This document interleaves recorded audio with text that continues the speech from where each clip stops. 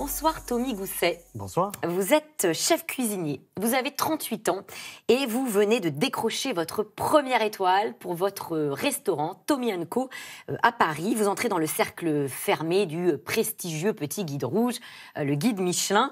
Quel effet ça fait de décrocher une étoile? Comment est-ce que vous l'avez appris?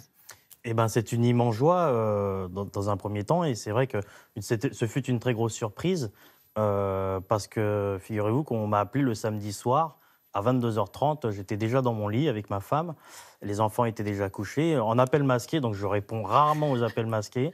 Et là, comme par hasard, je me suis dit, bon, bah écoute, 22h30, ça peut être... J'ai répondu, c'était le directeur du guide Michelin, donc j'avais compris qu'il y avait une bonne nouvelle. Qu'il se tramait quelque chose.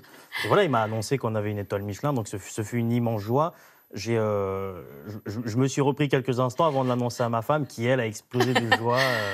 De joie pour vous également. Ouais, vous avez un parcours assez atypique parce que je crois que rien ne vous destinait à devenir chef cuisinier. Complètement. C'est vrai que j'ai commencé la cuisine à l'âge de 23 ans. J'ai fait des études en économie. Donc à 23 ans, je me suis remis en question et je crois que je voulais faire quelque chose de mes propres mains. Je suis issu d'une famille d'artistes. Et pas de cuisinier autour de vous? Pas de cuisinier. J'ai jamais tenu un couteau de ma vie avant l'âge de mes 23 ans. Et alors voilà. Qu'est-ce qui a créé le déclic? Vous faites des études d'économie, vous avez personne autour de vous qui vous donne particulièrement envie de faire de la cuisine. Qu'est-ce qui crée le déclic? Eh ben, j'ai vu une émission, mais complètement par hasard, sur France 5 à l'époque, sur l'école Ferrandi. Sur l'école Ferrandi, qui est le Harvard de la gastronomie, hein, c'est une grande école de gastronomie. Et même si à l'époque la cuisine n'était pas encore aussi réputée, il y avait déjà cette émission sur cette école. Je me suis dit, écoute, pourquoi pas, sans trop savoir, sans trop se poser la question, et ben je me suis lancé. Est-ce que c'est pénalisant de se lancer dans la gastronomie sur le tard comme vous l'avez fait? Est-ce que ça a été difficile de s'adapter? Il est sûr qu'on a forcément un retard par rapport à ceux qui ont commencé à l'âge de 15 ou 16 ans, mais je crois que j'avais cette motivation de travailler et de réussir, tout simplement. Vous dites « je faisais quand même », hein, vous dites « je faisais figure d'ovni à cause de mon âge, mais surtout à cause de mes origines. Un Cambodgien, c'est très rare dans la haute gastronomie. » Oui, c'est vrai. Surtout à l'époque, c'est vrai qu'on ne trouvait pas beaucoup de femmes. Donc des Cambodgiens, il y en avait pas du tout. Donc effectivement... Il y a eu des réactions particulières autour de vous? C'est un milieu fermé? Oui, c'est très fermé. C'est vrai que la gastronomie est ancrée dans le patrimoine historique français. Donc, on a pu me cataloguer, on a pu m'appeler le chinois ou des choses comme ça. Ce qui est drôle, c'est que tout le monde ne connaît pas le Cambodge. Et paradoxalement, je suis né en France quand même. Donc vous avez une double culture. Est-ce que ça vous a inspiré dans vos plats? On va voir justement certains de vos plats que vous concoctez aujourd'hui. Est-ce que ça a des influences sur ce que vous créez? Disons que l'influence, on ne la retrouve pas vraiment sur mes plats. Je pense qu'on la retrouve surtout dans mon ouverture d'esprit. Alors on voit les plats à l'écran. Est-ce que vous pouvez nous les décrire? Oui. Donc là, c'est une recette, c'est de l'osso irati, c'est un fromage de brebis du Pays Basque. On le cuit sur le coin du feu. Ça fond, on met un peu de crème, on le mixe et après on le remet dans un moule à tarte, on met une couche de confiture de cerise noire. C'est vraiment une spécialité déjà dans le Pays Basque. Nous, on l'a tout simplement retravaillé. C'est pas du tout cambodgien? Non, pas du tout. On l'a simplement retravaillé pour la rendre plus visuelle, avec une consistance qui est plus différente. D'accord. Et puis, il y a vraiment votre plat aussi signature, je crois, qu'on voit, ce sont les gnocchis à la truffe. Tout à fait, les gnocchis. Je me suis approprié. Donc, dans cette ouverture d'esprit, voilà, les gnocchis, c'est plutôt un plat typique italien ou du sud de la France. Et je me le suis approprié. Et c'est vrai qu'on a été reconnu grâce à ce plat. Il y a quelques années, on a suivi des enquêtes qui révélaient quand même la misogynie, la tyrannie, parfois, donc vous en parliez, le racisme dans les coulisses de la cuisine. Est-ce que ça a évolué depuis? Je crois bien. En tout cas, il y a une nouvelle génération qui cherche justement à casser tous ces codes. En tout cas, moi je suis Comment le premier. Ça se passe avec vos équipes, justement? Très bien. En tout cas, moi je leur explique, je leur inculque vraiment une façon de travailler, une ouverture d'esprit. Et je leur dis tout simplement que si moi je réussis, on va tous réussir ensemble. Est-ce que cette étoile, ça change quelque chose dans votre quotidien? Pour le restaurant, évidemment, le restaurant était déjà plein. Il est encore plus plein, on attend encore plus longtemps pour réserver. Il y a quand même une large capacité, il y a quand même 45 couverts, donc on peut accueillir les gens, mais c'est vrai qu'il faut attendre 2 semaines pour pouvoir avoir une table.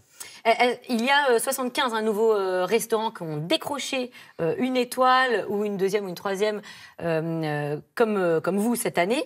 On voit la remise d'ailleurs des prix pour ces 75 chefs cette année. Sur quels critères sont octroyées ces étoiles? Est-ce que vous les connaissez, ces critères, à l'avance? Il me semble que pour une étoile Michelin, on juge seulement l'assiette. C'est pas la décoration, pas le service, vraiment l'assiette. Donc c'est pour ça qu'on a eu la chance, parce que nous sommes un bistrot haut de gamme, donc on n'a pas regardé le décor, vraiment l'assiette. Donc c'est pour ça qu'on a eu une étoile cette année. On n'est pas sur la qualité du service en particulier, ou sur les belles nappes blanches, ou ce genre de Ça vient, de je code. crois, je ne suis pas inspecteur, mais je crois que ça vient justement pour les 2 et 3 étoiles. Et alors les inspecteurs, avant qu'ils viennent, est-ce qu'il y a des signaux avant-coureurs? Est-ce que vous avez de quoi repérer que peut-être quelqu'un va venir inspecter vos plats? Eh ben, dans notre démarche, c'est vrai que tous les gens, on fait attention vraiment à tous les clients, à bien soigner tous les clients, mais on va faire particulièrement attention aux tables de 1 couvert. Ah, pourquoi? Eh bien, disons qu'on se dit que l'inspecteur peut venir seul, c'est peut-être une illusion. Une illusion, mais en tout cas, on va particulièrement soigner le client qui viendra tout seul. Quand on est restaurateur, est-ce qu'on pense tout le temps à son étoile avant de l'avoir? Est-ce qu'on y pense en se rasant pour détourner une célèbre expression? Ou c'est plutôt la cerise sur le gâteau, mais ce n'est pas la priorité? Pour ma part, c'est vrai que j'ai toujours évolué déjà dans des restaurants 3 étoiles, donc c'est quelque chose que je connais. Maintenant, je ne m'en suis pas fait une priorité puisque les restaurants marchent bien, on affiche complet depuis l'ouverture, mais c'est vrai que c'est quand même une très belle récompense et c'est une belle cerise sur le gâteau. Alors, beaucoup de chefs racontent la fierté, comme vous le dites, d'avoir une étoile, mais ils parlent aussi de la pression, la grande pression que cela provoque. Est-ce que vous la ressentez déjà, cette pression? Je crois que la pression, on l'avait déjà à l'ouverture du restaurant. Moi, j'ai quand même 17 employés, donc il y a déjà une pression de bien gérer les équipes, de payer les équipes. Donc, effectivement, l'étoile, elle ramène une légère pression supplémentaire, mais on avait déjà cette rigueur et cette exigence. En tout cas, il y en a qui se plaignent de cette grande pression et ils utilisent les grands moyens comme demander d'être retirés carrément du guide Michelin, ils rendent finalement leurs étoiles. C'est le cas du restaurant Le Suquet, c'est dans l'Aveyron et le chef triplement étoilé a demandé donc à être retiré du guide. Écoutez-le. Ça fait 10 ans avec mon épouse que l'on a repris l'entreprise familiale. Voilà, on a porté ses étoiles pendant 10 ans. Mais voilà, ça fait quelques années qu'on s'est dit, mais pendant combien de temps on va continuer à avoir cette tension perceptible au quotidien? Moi, j'ai accepté de faire ce choix. C'est le prix de ma liberté. Rendre ses étoiles, c'est le prix de la liberté. Qu'est-ce que vous en pensez? C'est très courageux, c'est tout à son honneur à ce chef-là d'avoir rendu ses étoiles. Et il faut vouloir le faire. Vous seriez prêt à le faire? Non, moi je la garde, j'ai déjà mon étoile, elle est gravée. Donc, Vous nous montrez un tatouage, effectivement, avec une étoile sur la main? Elle est gravée. Ça, c'était après, juste après? C'était avant, c'était prémonitoire. C'était prémonitoire. Comment est-ce qu'on explique alors la pression dont il parle? Qu'est-ce qui fait que ce chef-là, lui, il est prêt à les rendre, ses étoiles? Je crois tout simplement qu'il y a une telle exigence. Je crois qu'à ce niveau-là, certains chefs n'ont plus de vie. C'est un métier avec les horaires qui sont tellement prenants. Beaucoup de chefs ont une vie familiale qui est un peu brisée. Donc, je crois que ce chef-là avait tout simplement envie de remettre de l'ordre dans ses priorités. On a tendance à associer grande et haute gastronomie avec des prix très élevés. Est-ce que vos prix ont augmenté depuis votre étoile? Non, ils n'ont pas du tout augmenté. Au contraire, moi, je revendique d'être le restaurant étoilé avec sans doute le meilleur rapport qualité-prix de Paris.